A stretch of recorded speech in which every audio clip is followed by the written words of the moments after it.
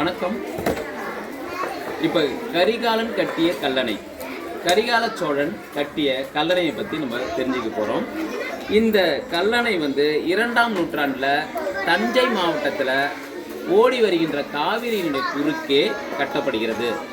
ஏன் அந்த அந்த அணையை கட்டினார், ஏன் இந்த அணையை கட்டினார்னா, மழை காலங்களில் பார்த்திங்கன்னா அதிகப்படியான நீர் வந்து அப்படியே அந்த ஆறுலேயே ஓடி போய் கடலில் கலக்குது.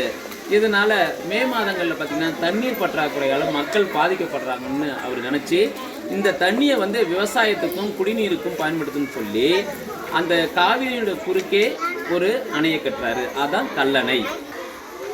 இந்த ஆறுக்கு வருகின்ற அந்த காவிரி வந்து 4 விதமான ஆறுகளாக பிரிகிறது.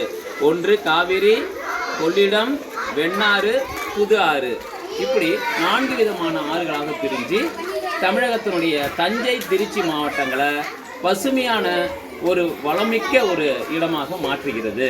கல்லணை எந்த நூற்றாண்டில் கட்டப்பட்டது? 2ஆம் நூற்றாண்டு. கல்லணையை கட்டிய அரசனின் பெயர் என்ன? கரிகால சோழன். கல்லணை எந்த மாவட்டத்தில் அமைந்துள்ளது? தஞ்சாவூர். வைகை அணை எந்த மாவட்டத்தில் அமைந்துள்ளது? மதுரை. பாபநாசம் அணை எந்த மாவட்டத்தில் அமைந்துள்ளது? திருநெல்வேலி. சாத்தனூர் அணை எந்த மாவட்டத்தில் அமைந்துள்ளது? திருவண்ணாமலை. காவிரி எத்தனை ஆறுகளாக பிரிகிறது? அவை யாவை? காவேரி, கொள்ளிடம், வெண்ணாறு, புது ஆறு. Very good. எதுக்காக கல்லணை கட்டப்பட்டது? மழை பெஞ்சு தண்ணி தேங்கி நின்று கடலுக்கு சேர்ந்து வீணா போயிருக்கு. கல்லணை கட்டி விவசாயிக்கும் குடிநீருக்கும் சேமிக்கப்பட்டது.